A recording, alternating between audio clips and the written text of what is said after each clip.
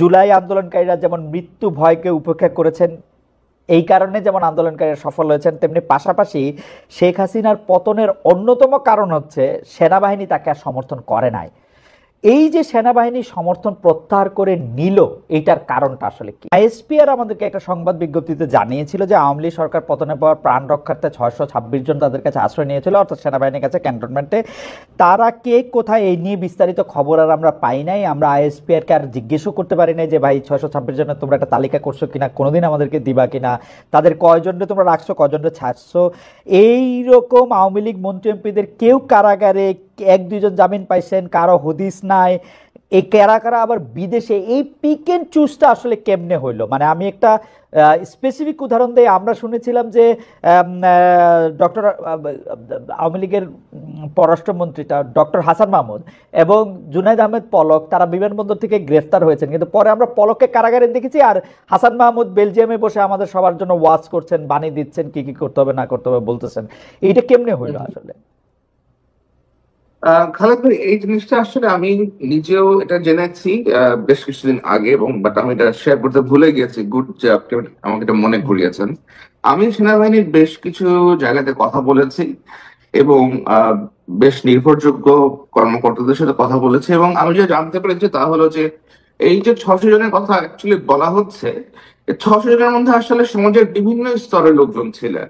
কেউ হয়তো সরকারি ডাক্তার ছিলেন, কেউ হয়তো পুলিশ কর্মকর্তা ছিলেন, কেউ হয়তো পুলিশের এসপি ছিলেন, কেউ হয়তো ম্যাজিস্ট্রেট ছিলেন, কোন হাইকোর্টের জাজ ছিলেন, সুপ্রিম কোর্টের জাজ ছিলেন, এমপি ছিলেন, দুই একজন বেশ কয়েকজন মন্ত্রীও এটার মধ্যে ছিলেন, ফরেন ডিপ্লোমেটের ফ্যামিলি ছিল।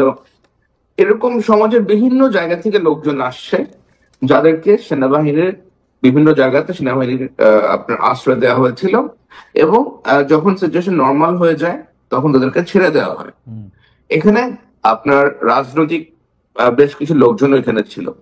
আমি যখন তাদেরকে জিজ্ঞেস করেছি যে এদেরকে আপনারা কেন কেন সেভ করা হয়েছে, আমাকে উত্তরটা আসলে দেওয়া হয়েছিল যে যান বাঁচানো ফরজ।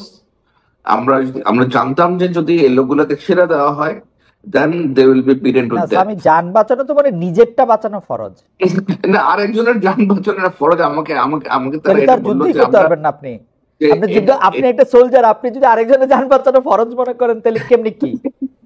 আমি মনে করি না, আমাকে এটা বলা হয়েছে যে তারা ওদের প্রাণ রক্ষা করার জন্য এই কাজটা করেছেন, বাট এইটার সংখ্যা আসলে খুব বেশি না, এটার সংখ্যা খুব কম।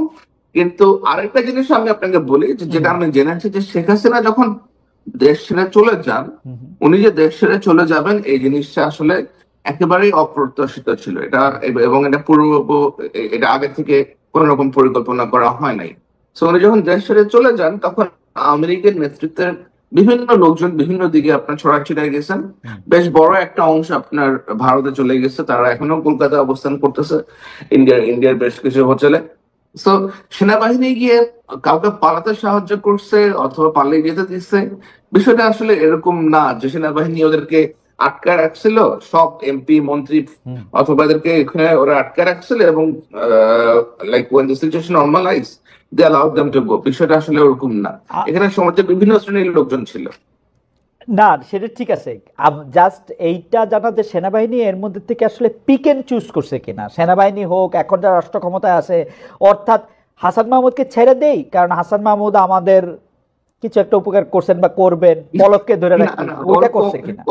ওরকম কিছু হয়েছে বলে আমি শুনি নাই। যেটা হয়েছে যে যারা ক্যান্টনমেন্টে গেছেন, অ্যাপ্রোচ করছেন, ফর এক্সাম্পল আপনার আত্মীয় স্বজন আছে, আপনি হয়তো আর্মিতে চাকরি করেন, আপনি ধানমন্ডিতে থাকতেছেন, আপনি ওখানে গেছেন যে আমাকে একটু শেল্টার দেন, আপনাদের এখানে আমাদের ওখানে অনেক অ্যাটাক হচ্ছে, আপনি তাকে শেল্টার দিয়েছেন। এরকম আর আমাদের তো এরকম অনেকের আত্মীয় স্বজন থাকে আপনার ঢাকা শহরে, রাইট? এবং আমরা সবাই সবার আত্মীয়, আসলে মানে সেনাবাহিনী আমাদের সবারই বন্ধু আত্মীয়, সব জায়গাতেই আছে, সবারই আত্মীয় স্বজন থাকে বিভিন্ন জায়গাতে। জুলাই আন্দোলনকারীরা যেমন মৃত্যু ভয়কে উপেক্ষা করেছেন, এই কারণে যেমন আন্দোলনকারীরা সফল হয়েছেন, তেমনি পাশাপাশি শেখ হাসিনার পতনের অন্যতম কারণ হচ্ছে সেনাবাহিনী তাকে আর সমর্থন করে নাই। এই যে সেনাবাহিনী সমর্থন প্রত্যাহার করে নিল, এইটার কারণটা আসলে কি? আসলে বাংলাদেশ সেনাবাহিনীর অনেক সদস্যরাই বহুদিন ধরে শেখ হাসিনার সরকারের এবং শেখ হাসিনার যে প্রতিরক্ষা নীতি, সেটা অলিখিত প্রতিরক্ষা নীতি, যা শেখ হাসিনার একজন আত্মীয় প্রেসিডেন্ট তারেক সিদ্দিকী নিজে নিয়ন্ত্রণ করতেন, তার এগেইনস্টে ছিল। কারণ সেনাবাহিনীতে আসলে যেটা হয়েছে, অনেক অফিসার যারা যথেষ্ট কোয়ালিফাইড, যারা বিভিন্ন দিক থেকে আহ, বেশ মেধাবী, চৌকস, এই কর্মকর্তাদেরকে নিগৃহীত করা হয়েছে, এদেরকে বঞ্চিত করা হয়েছে পদোন্নতি থেকে, বিভিন্ন রকমের ভালো ভালো অ্যাপয়েন্টমেন্ট থেকে, এবং বেছে বেছে এমন কর্মকর্তাদেরকে নেওয়া হয়েছে যারা ধরেন আপনার কখনোই হয়তো জেনারেল, মেজর জেনারেল হওয়ার প্রশ্নই উঠতো না একটা সময়। সো এবং আপনার বিডিআর, আপনার বিডিআর হত্যার মতো একটা ইনসিডেন্ট আছে which is still remains unsolved। তো যে ক্ষোভটা ক্রিয়েট হয়েছে, আপনার সব দিক দিয়ে ক্ষোভ ক্রিয়েট হয়েছে, এবং শেখ হাসিনা কিন্তু আপনার একজন কি বলে এটাকে, আপনার how to put this correctly in Bangla, একজন দেয়ার ক্ষেত্রে উনি হাত উজাড় করে দিয়েছেন। সেনাবাহিনী সদস্যদেরকে বেতন ভাতা বৃদ্ধি বলেন, খানা দানার বিষয় বলেন, অনেক কিছু অনেক রকমের ফ্যাসিলিটিস, অনেক কিছু উনি করে দিয়েছেন। কিন্তু এতে এতে কিন্তু আসলে কোনো লাভ হয় নাই। হ্যাঁ, উনি হয়তো টানতে পেরেছেন, বাংলাদেশ সেনাবাহিনী সদস্যদেরকে ড্র্যাগ করতে পেরেছেন একটা নির্দিষ্ট পয়েন্ট পর্যন্ত, কিন্তু যখন পাবলিক এবং স্টুডেন্ট এক হয়ে গেল, সেনাবাহিনী সদস্যদের তো অলরেডি একটা গ্রাজ ছিল আগে থেকে, so they didn't really take her side anymore.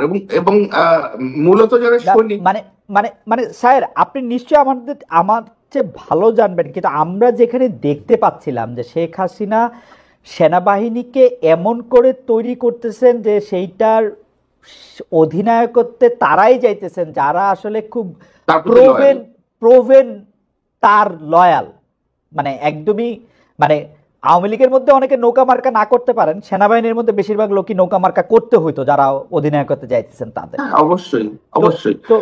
তো সেই জায়গা থেকে তারা এটা কিভাবে ভাবলেন? আপনি বিডিআর কথা বলতেছিলেন, কিন্তু বিডিআর তো 2009, এটা তো 2024, মানে 15 বছরে তো উপরের দিকে লিডারশিপে অনেক পরিবর্তন হয়েছে, মানে বেশিরভাগ জনকে আসলে বাদও দেওয়া হয়েছে, অনেক গুরুত্বপূর্ণ জনদের। অনেক অনেক পরিবর্তন হয়েছে, কিন্তু ওই জিনিসটা স্টিল রিমেইনস আনসলভড। ওটার কিন্তু এখন একটা অমীমাংসিত বিষয়। ওটার মূল পারপেট্রেটার্স কারা সেটা এখনো চিহ্নিত করা হয় নাই বলেই প্রায় সর্বস্তরের সামরিক বাহিনীর সদস্যরা মনে করেন।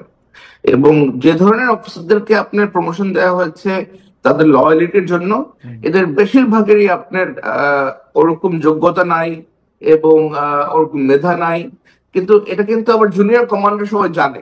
তো একটা জুনিয়র অফিসার যখন দেখতেছে যে এই লোকটা যে সুপার সিনিয়র ছিল সারা জীবন, for example general Aziz, he was a super senior officer, আপনি তাকে টেনে সেনাবাহিনীর প্রধান বানায় দিচ্ছেন, এটা তো সবার চোখে লাগবেই অবশ্যই। এবং এমন একটা ব্যক্তি যার ভাইরা শিশু সন্ত্রাসী ছিল, এরকম আরো অনেক উদাহরণ আছে। আপনার জিয়াউল হাসান, যে লোক জীবনে আর্মিতে কোনো কমান্ড রোলে ছিল না, সে আপনার ম্যাট্রিকও ইন্টারমিডিয়েট অবশ্যই সেকেন্ড ডিভিশন না যেটা থার্ড ডিভিশন পাইছে, পিএসসি কোর্স করে নাই, এনডিসি করে নাই, you made him a major general. This man was involved with hundreds of murders. তো এরকম কাজকর্ম যখন আপনি করবেন, এটা তো একটা সুশৃঙ্খল বাহিনী। এরা তো আপনি যত যাই কিছু বলেন, এই বাহিনীর মধ্যে তো একটা ডিসিপ্লিন আছে, কাজ তো করতেছেই। তারা দেখতেছে যে এই সমস্ত নটোরিয়াস এলিমেন্টকে তারা গিয়ে ড্র্যাগ করে করে প্রমোট করতেছে, এবং যারাই জেনারেল তারেক সিদ্দিকীর সাথে ঘনিষ্ঠ, যারাই জেনারেল তারেক সিদ্দিকীর ওয়াইফের সাথে ঘনিষ্ঠ, তারাই কাছে গিয়ে প্রমোশন পাচ্ছে, অন্যরা আর প্রমোশন পাচ্ছে না। মানুষের তো ক্ষোভ অবশ্যই অবশ্যই সৃষ্টি হবে, এবং এই ক্ষোভ যখন আপনার ছাত্র জনতার সাথে একীভূত হয়ে গেছে, then of course naturally they step down. Zulkarnain, আমি যে বিষয়টা জানতে চাচ্ছিলাম যে আমরা কিন্তু শুনে আসতেছিলাম যে ভারতীয়, আমি খোলাখুলি বলি যে ভারতের যে সেই বাংলাদেশের সেনাবাহিনীর মধ্যে কারা কোন অফিসার, কারা কি করতেছে, কাদেরকে রোল প্লে করতে দেওয়া উচিত না উচিত, এবং ভিতরকার যে বিভিন্ন তথ্য, যে তোমাকে এই তথ্য দিয়ে দিব তার ফলে তুমি আর ব্রিগেডিয়ার থেকে মেজর জেনারেল হইতে পারবে না, মেজর জেনারেল হইলে আর লেফটেন্যান্ট জেনারেল হবে না, এই যে এগুলির ব্যাপারে তারা বেশ ভূমিকা রাখছে, তারা তাদের লোকদেরকে এখানে বসাইতেছে। তাহলে হঠাৎ করে আমরা 15 জুলাই, 16 জুলাই, 20 জুলাই মানে আমরা দেখলাম সেনাবাহিনী বলতেছে যে আমরা এদের উপরে গুলি চালাবো না, আমরা দেখতেছি তারা কমান্ড শুনতেছে না, আমরা দেখতেছি তারা শেখ হাসিনার উপরে প্রত্যাহার করতেছে। এটা কেমনে হইলো? তাহলে কি ভারতীয় র বাহিনী কি আর তাদের উপরে প্রভাব সৃষ্টি করতে পারে নাই, বা তাদের বসানো লোকগুলি কি হঠাৎ করে নিষ্ক্রিয় হয়ে গেল সব? না, এখন বাংলাদেশ সেনাবাহিনীর সদস্য সংখ্যা কত? 2,40,000 প্লাস হবে খুব সম্ভবত, আর একটু বেশি হবে। এখন র কতজনকে নিউট্রালাইজ করছে? র হয়তো গিয়ে 50টা কর্নেল সাহেবকে নিউট্রালাইজ করছে, 30টা ব্রিগেডিয়ারকে নিউট্রালাইজ করছে, 100টা মেজরকে নিউট্রালাইজ করছে। কতজন হবে? 500 জন কর্মকর্তা, 1000 জন কর্মকর্তা হবে। 1000 জন এগেইনস্ট আপনার 2,40,000 আর্মি তো চেইন অফ কমান্ডে চলে, তাই না? মানে র আমরা এরকম শুনছি, র রিপোর্ট না দিলে কেউ ব্রিগেডিয়ারই হইতে পারে না, কর্নেল পর্যন্ত আসসালামু আলাইকুম, লেফটেন্যান্ট কর্নেল পর্যন্ত আসসালামু আলাইকুম। আগে বললাম যে অফিসার যার প্রমোশনই হওয়ার কথা না, যে সুপারসিডেড, যে আপনার ওমেনাইজিং করে আসছে সারা জীবন, তাকে আপনি বানাই দিচ্ছেন জেনারেল সাহেব। তো ওই এখন তো মেজর সাহেব তো জানে যে এটা একটা ওমেনাইজার, এটা একটা চরিত্রহীন একটা লম্পট। আমি তোর কমান্ড মানবো না এখন, কারণ আমার আশেপাশের লোকজন আছে, like I will follow what the public are saying. Okay, কারণ তারা আমার কাছে তারা 20 জুলাই একটা বেশ বড় লেটার পাঠিয়েছিল ফর প্রেস রিলিজ। আমি জানি না ওটা লাইক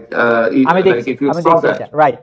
তো ওইখানে তারা বেশি স্পষ্ট করে কিন্তু তাদের বিষয়গুলো উল্লেখ করে দিয়েছিল যে তারা কেন এই সরকারের আদেশ আর তারা মানবে না। ওকে, আচ্ছা, তাহলে আপনার কাছ থেকে আমরা আপনার টুইটে এবং আপনার রিপোর্টে আপনাকে আমরা দেখেছি যে এটাই আসলে বলতে, যে সেনাবাহিনীর আসলে যারা মিডল এবং যারা আরেকটু জুনিয়র কর্মকর্তা তারাই আসলে এই চাপটা সৃষ্টি করেছিল মূল কমান্ডের উপর, সেটা আপনার লেখাতে